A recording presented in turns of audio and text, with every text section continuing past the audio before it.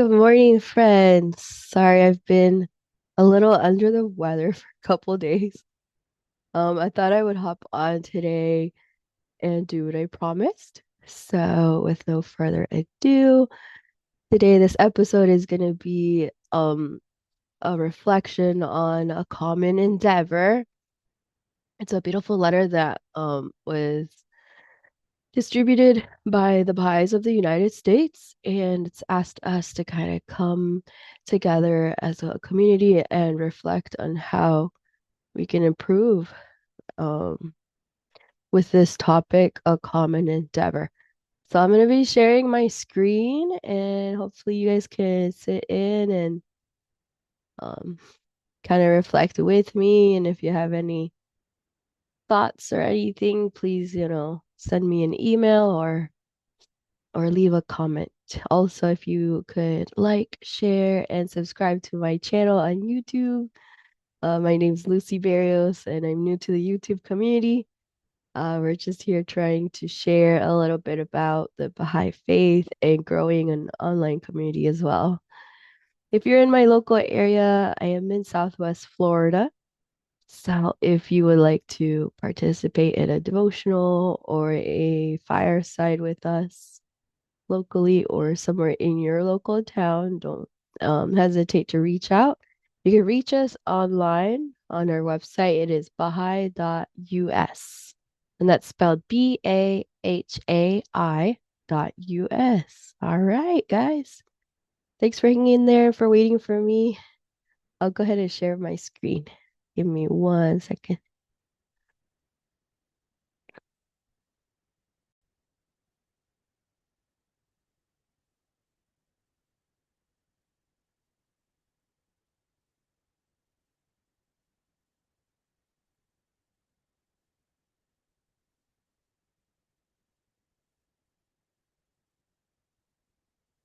All right. I hope you guys can see my screen.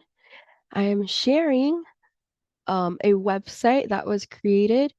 It is called acommonendeavor.org. And this is the page. It is from the Baha'is of the United States. This is a common endeavor.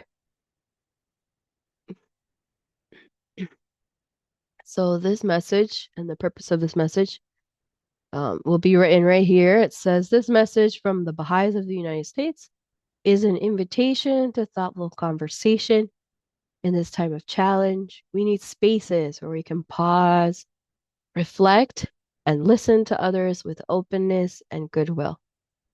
We hope this message could inspire such conversations in homes and neighborhoods, in faith communities and civic settings, so that we can move forward together. One of the most common themes you'll see in the Baha'i faith is the theme of unity. Right. And it says, to all who hold the promise of America in their hearts. So I'll jump right in. I'll go over this first section of the letter. It does have a couple of pages. It's a little long, but I wanted to at least get it online and see what your thoughts are. I'll try to start off with the first paragraph. It says, the founding of our country was based on ideals like freedom, equality, and justice that reflect deep shared human aspirations. Generations have labored to realize those ideals and to build a more perfect union where all can flourish. In this common endeavor, we have experienced progress and accomplishments, but also setbacks and crises. People across the country are reflecting on this history during a critical juncture in the life of our society. Many Americans, exhausted and disillusioned by polarization and conflict, are feeling anger, despair, and apathy. Discourse in the public sphere largely feeds this anxiety, as such narratives often obscure a widespread desire to transcend division. Driven by such desire, individuals of all backgrounds are rising in the service of common aims. Among them are members of the Baha'i Faith and their collaborators, who are engaged in thousands and thousands of grassroots community building efforts. Such experiences inspire the hope that whatever the turbulence of the current moment, we can together realize our highest conviction. Baha'is are eager to contribute alongside others to the stirrings of spiritual renewal in the life of this nation. The Baha'i sacred scriptures envision a destiny for America that fulfills and even exceeds the principles of its founding.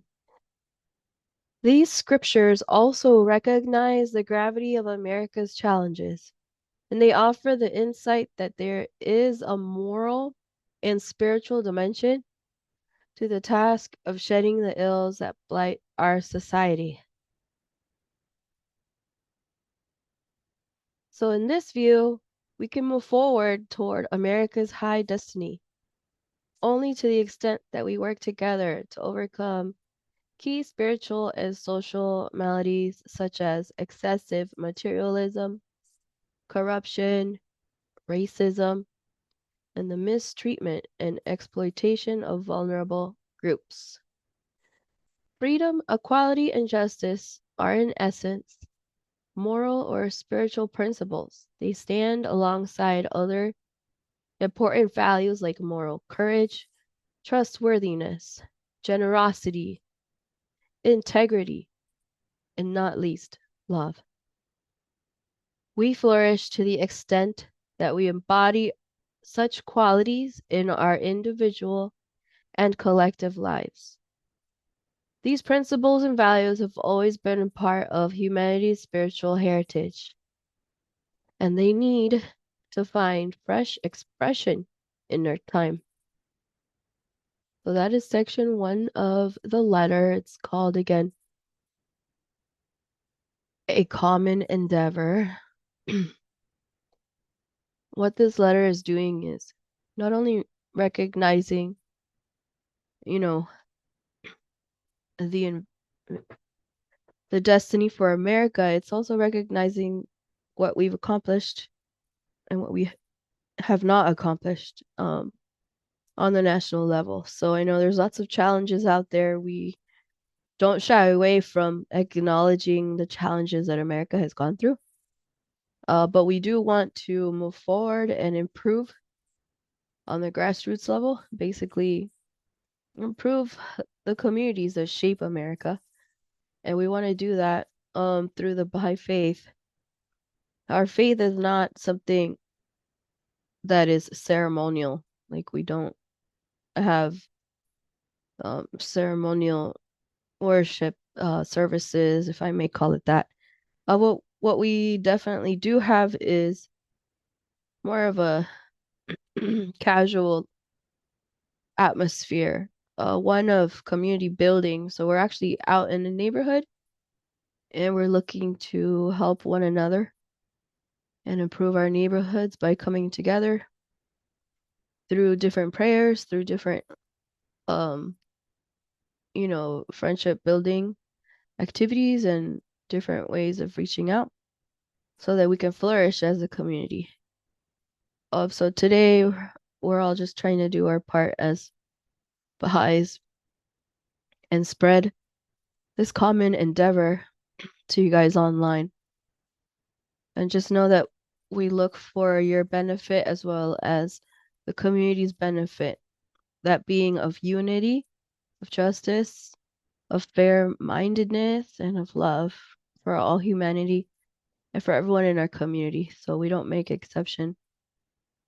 What we do is we treat everyone equally and we try to bring about some social change. So with no further ado, I'll go ahead and read section 2. And I apologize beforehand if I sound a little rusty. I'm getting over a cold. Ooh, so bear with me. Section 2. At the heart of the change required for true prosperity and a reflection of the nation's founding principles is the recognition that all people belong to one human family.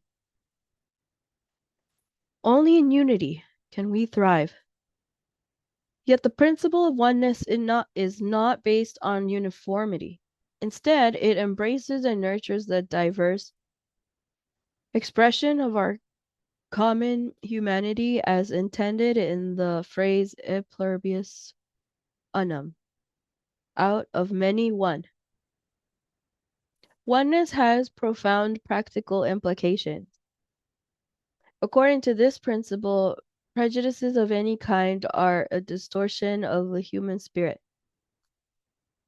not its essential nature, and must be overcome.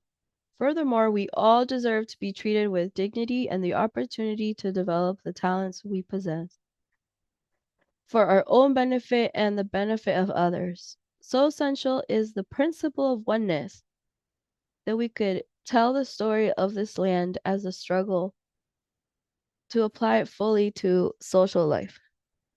The history of our country is one of great enterprise, including innovations in technology, industry, and commerce. These material achievements have changed our lives but have not yielded shared prosperity, unless aligned with spiritual and moral principles. Material attainments can be as great a source of harm as of good. Our challenge now is to focus innovation, creativity, and effort on the spiritual dimensions of change. Insights drawn from religion have shown the potential to help us reconcile the moral, spiritual, and material aspects of life. While historical wrongs committed by religious individuals and institutions must be acknowledged, religious faith as a civilizing force has inspired and sustained movements for the common good throughout human history. At its best, religion brings people together with meaning and purpose, illumines the sacredness of every soul, and teaches us to realize our own potential through service to others. It helps us clearly see challenging forces at work around us while strengthening faith in a vision of what we can build. Such understandings can enrich a broad conversation about revitalizing the spirit of our nation among those with secular, spiritual, and religious worldviews. So, across the United States, individuals and communities are engaging in efforts that contribute to a common endeavor. Um,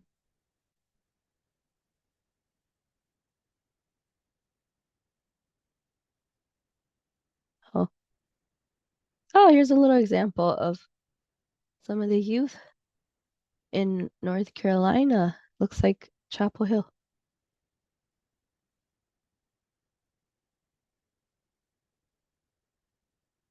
So let's see what they're doing.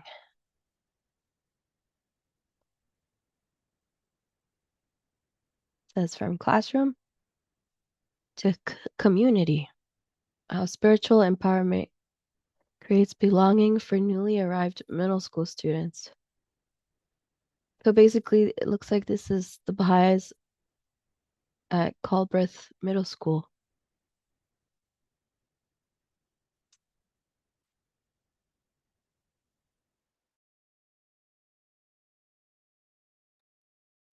Excuse me.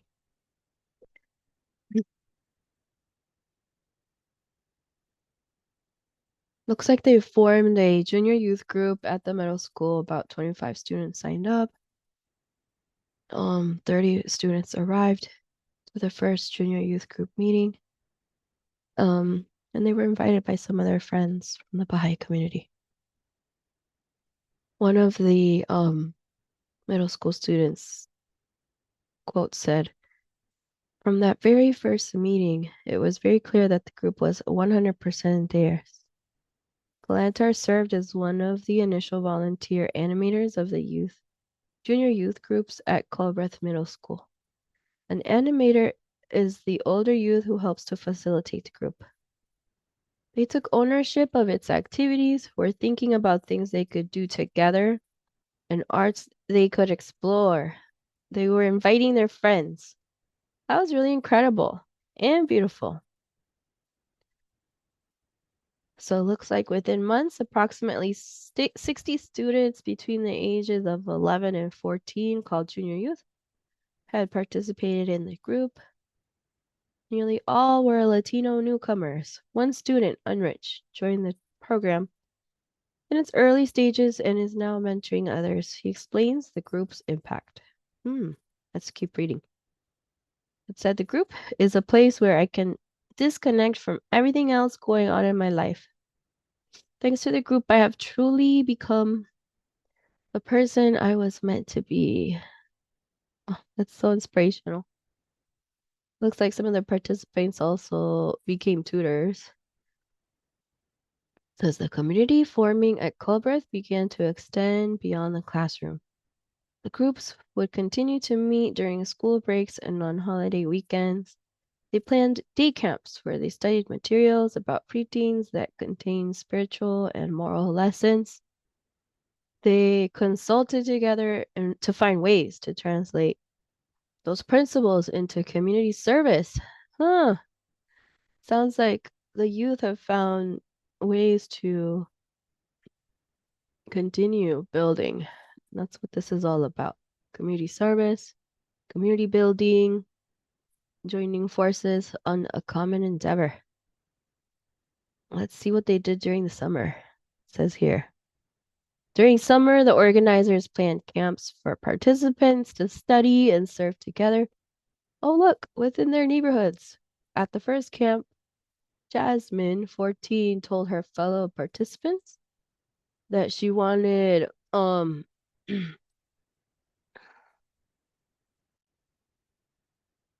to organize another week-long study camp, especially for the 8th graders. Looks like following encouragement from the group, she created a schedule, planned activities, and helped facilitate the study herself. Wow. Looks like they're becoming community leaders. Teaching preteens is, in a way, also a process of teaching yourself, Jasmine says. It helps you discover, at least in part, your own identity and the true significance of what it means to live. Wow, that's so profound. But it looks like the youth are finding purpose by volunteering and teaching good morals to other preteens. Becoming a mentor at such a young age. Wow, very inspirational. It says for Unrich, the learnings were practical. When he first joined, reading aloud was difficult. Helping younger students work through passages pushed him to improve. He says, here's his quote. It says, I started gaining more confidence, he says. I began to see the importance of teaching them what we were discussing and figuring out how to improve. At the end of the program's first year, several participants who graduated from Culbreth returned to serve as animators. Excuse me, one moment.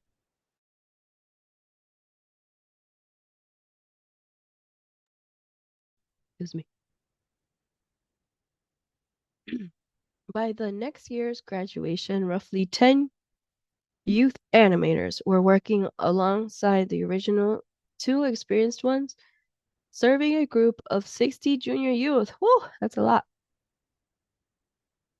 Now, in the 3rd year, 20 serve as animators. 90% of Latino newcomers at the Culbreth are engaged in the junior youth program as a result of their own efforts to invite their friends. And then here's one of the animators at the middle school helping one of the junior youth.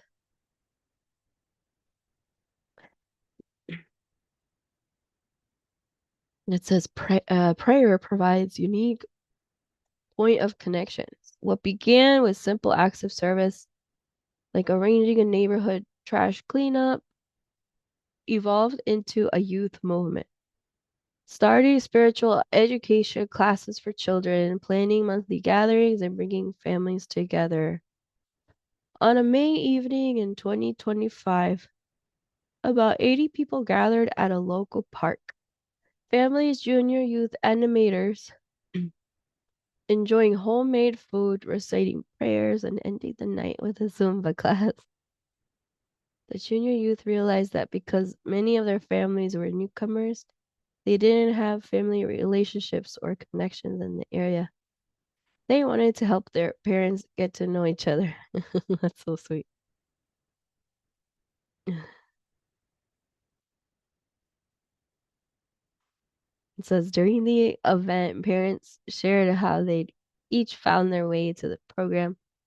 One mother whose daughter joined the junior youth program 6 months prior reflected on her involvement. It seems like in this institute, excuse me, one moment.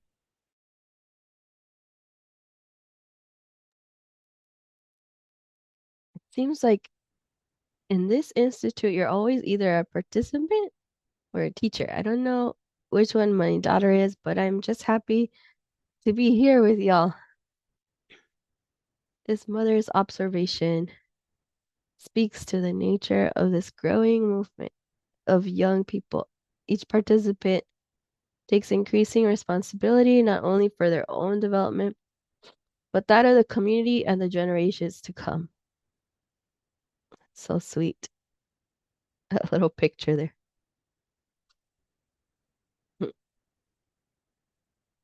practice of prayer introduced at the first summer camp traveled home with the participants. Jasmine describes what that sharing came to mean in her own family, where busy schedules made even a shared meal rare. When you share prayer beyond connecting with God, which is very important, you also connect with the people around you. It gives you time to reflect and focus. It's a very unique feeling. I agree. Her friend Andrea reflects a similar sentiment. It is a space where you can connect with others and learn how to integrate spiritually into your daily life. Learning to live without prejudice, showing love for your neighbor, fostering unity, and simply being there for one another. Oh my goodness, so cute.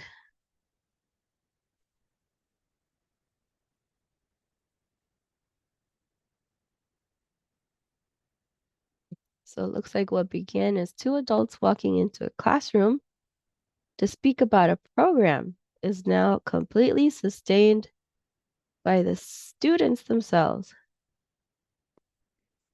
Excuse me.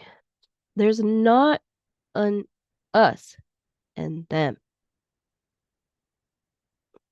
This is what every single one of their friends does.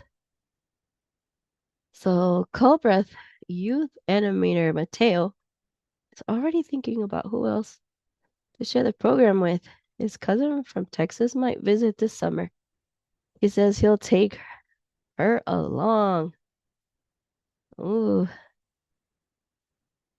Here's a short quote from the Universal House of Justice from December 30th of 2021. Excuse me.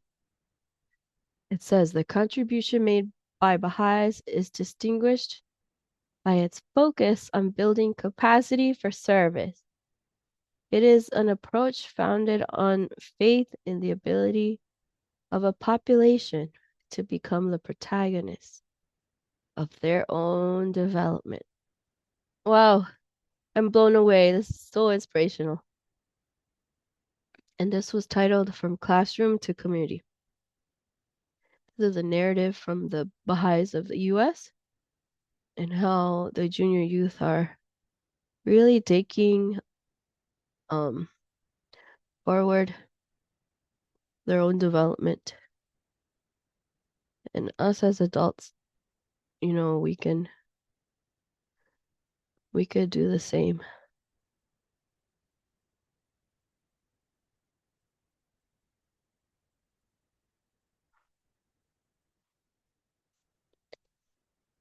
So if you get a chance to go online, you can click on the map. There's more narrative and more narratives and more stories about, what Baha'is and friends of Baha'is are doing around the country to bring together our common goal, which is a common endeavor.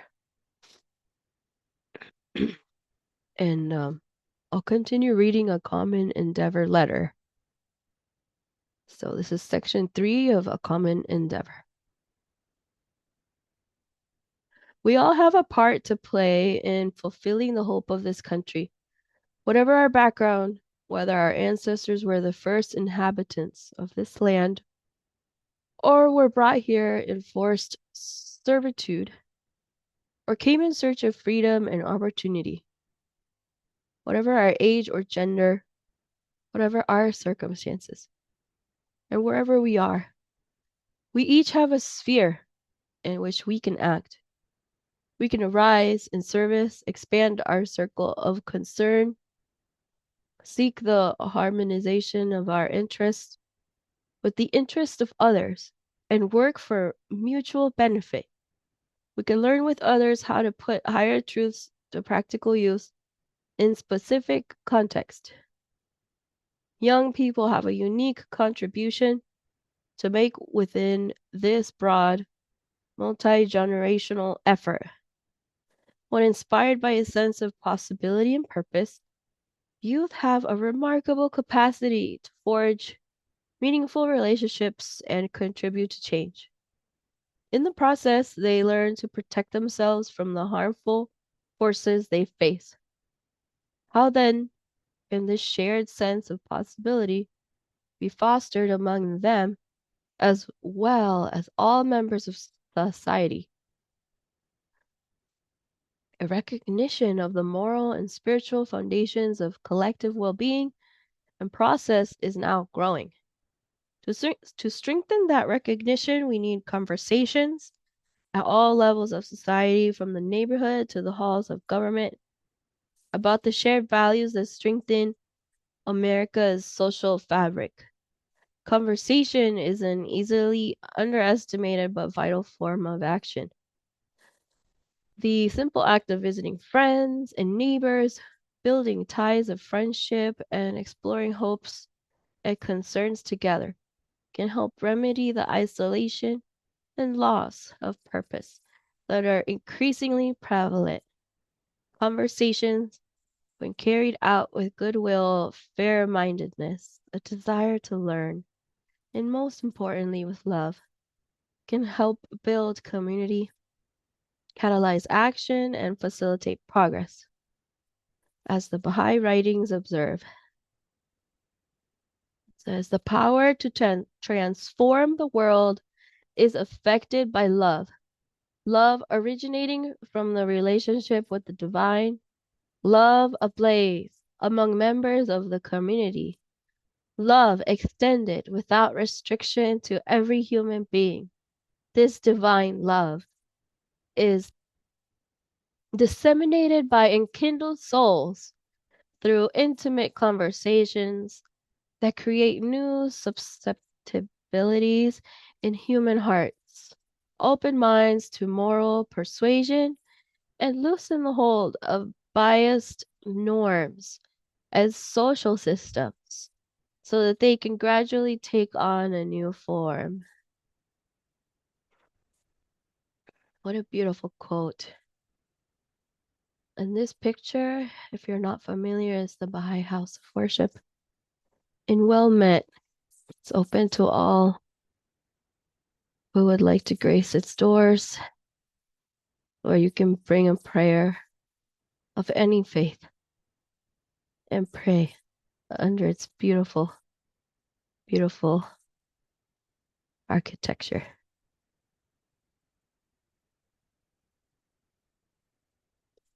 Section 4 of the letter, it states many groups and organizations are striving for justice and human dignity, for solidarity that can overcome division, and for the empowerment of the downtrodden. Some efforts seek to build upon accomplishments that are worthy of preservation, preservation, while others focus on new ways of doing things. The complex endeavor of social evolution requires a range of approaches.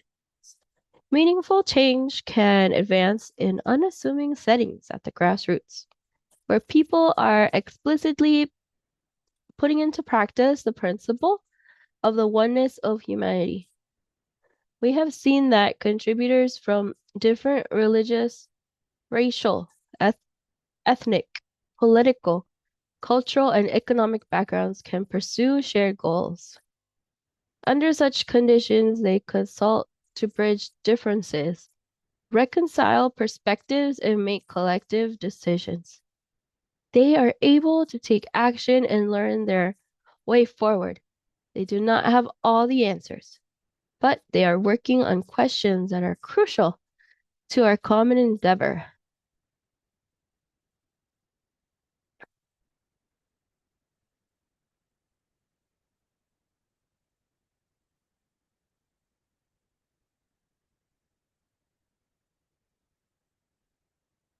All right, one of the first questions is, how do we foster faith in the capacity of all so that everyone's contributions are sincerely welcomed and encouraged? How do we foster faith in the capacity of all so that everyone's contributions are sincerely welcomed and encouraged?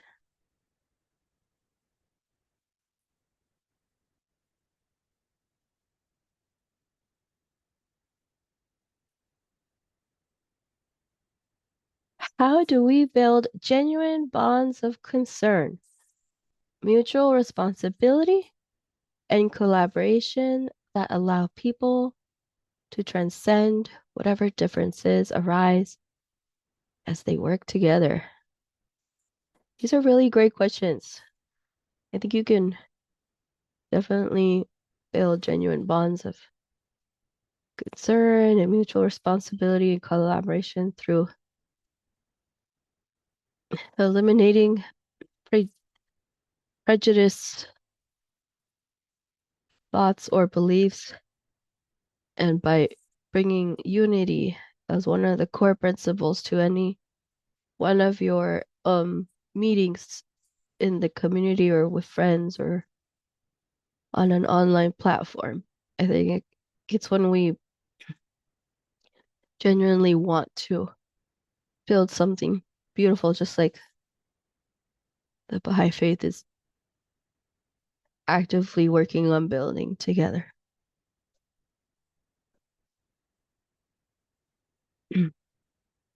How can educational programs nurture a new kind of social actor? One who can see their own well-being and the prosperity of the whole society. So similar to the junior youth program that we read about, um, these programs definitely nurture the building of self-esteem of other youth in a local community.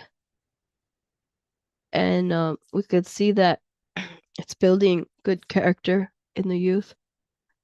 Um, that's just one example. I mean, this goes across all ages, from children to junior youth to adults, and also in the nursery.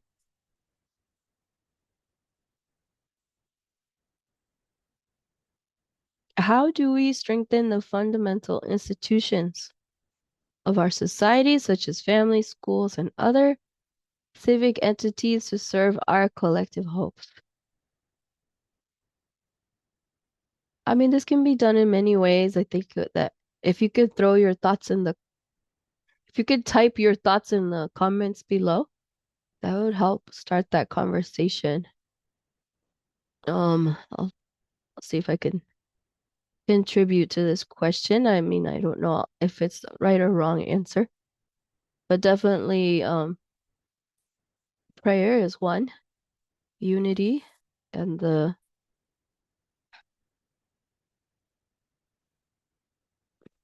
and the stewardship of wisdom, courage, um, compassion,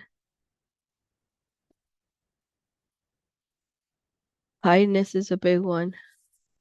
And these are all virtues that are taught in the Baha'i faith. So I definitely wanted to throw some of our virtues as answers to some of the ways that we can strengthen fundamental institutions. Some of some of those virtues are helpfulness, friendliness, kindness, love, um, creativity, enthusiasm, obedience, cleanliness, service, reverence, I'm sorry. And I carry some of those virtues on my wall, so I was just leading over to point out a few for those of us online.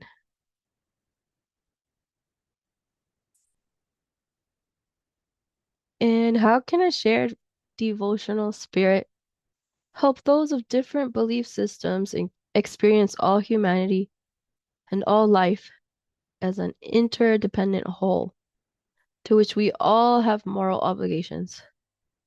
How can that spirit reshape our relationships and our stewardship of the land's resources?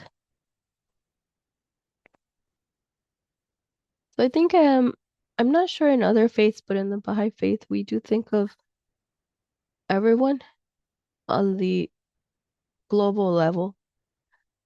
So we foster in our hearts and in our minds and in our beliefs that all of humanity was created of the same stock.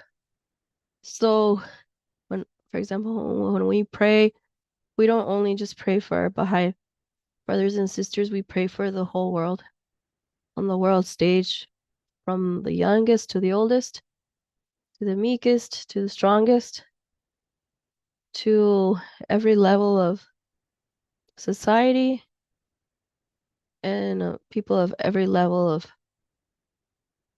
position in work and also in government, in high places and also low positions, high positions as well. And again, they're interdependent because our prayers conducted in a devotional meeting um have the power to bring upon great blessings from God for all humanity. And in that spirit of oneness, we always invite others to join forces with us for the greater good of the community on the international, national, and local level. And we're happy to work with anyone of any uh, level of whatever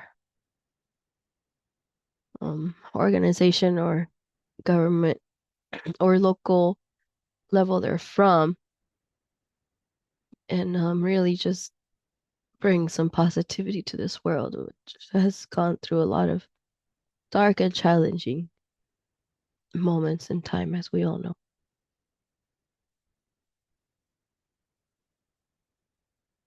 Oh, look here we have section 5 of A Common Endeavor.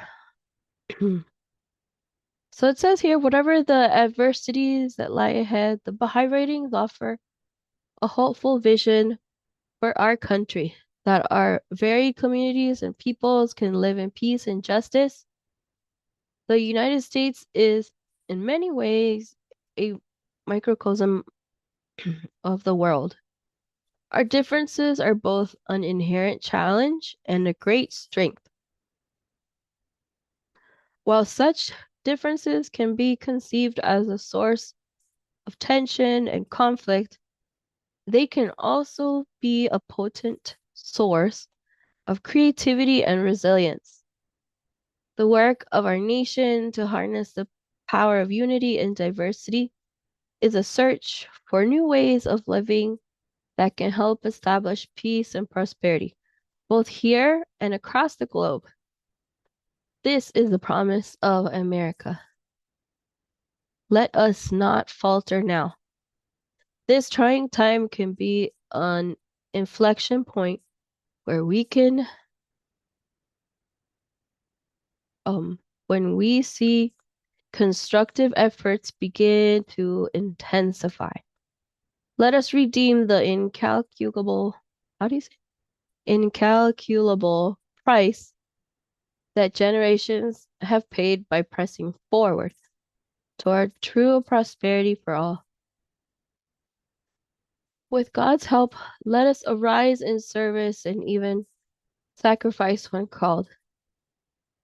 Let us see through our differences and recognize the sincere, fair-minded souls all around us who long to contribute. Let us join in common endeavor. Let us draw on the power of love, of justice, of creativity, and enterprise. Together, let us bring about the spiritual renewal that will lead us to the realization of our highest aspirations. The Baha'is of the United States.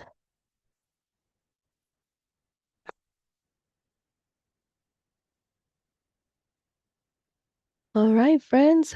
It looks like that's the end of a common endeavor letter. And really excited that you guys could join me. Uh, I'm very happy to do my small participation in this huge common endeavor that we're all trying to actively participate in nationwide and continue on this path. So this letter can be found also at Baha'i.us. It's right here. You'll just click where it says read the story. You can find the letter here. You can also reflect on the questions as well that are included in the letter with your friends and family. Let's see what else.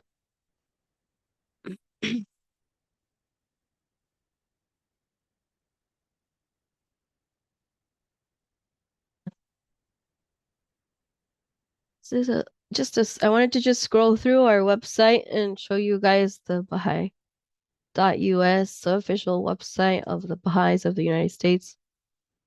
It was created and is maintained under the National Spiritual Assembly of the Baha'is of the United States, which is a 9-member elected governing body of the U.S. Baha'i community. If you have any questions, you can also call the 1-800 number, which is available Monday through Friday from 8:30 a.m. to 5:30 p.m. Central Time. By calling 1-800-22-UNITE.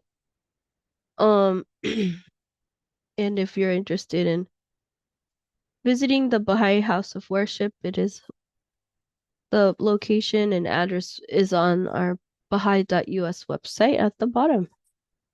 All right, so that's everything that I wanted to go over today. I didn't want to leave my community high and dry, even though I am getting over a cold.